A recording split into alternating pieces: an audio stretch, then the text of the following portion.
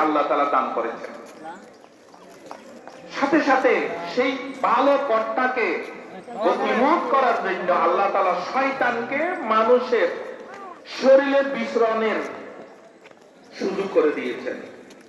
তাহলে মানুষের ভিতর কয়টা সত্তা কাজ করে বলেন? আচ্ছা, আর আওয়াজ নাই, আমাকে এই মহান বুঝে যাবে। মানুষের ভিতর কয়টা সত্তা কাজ করে?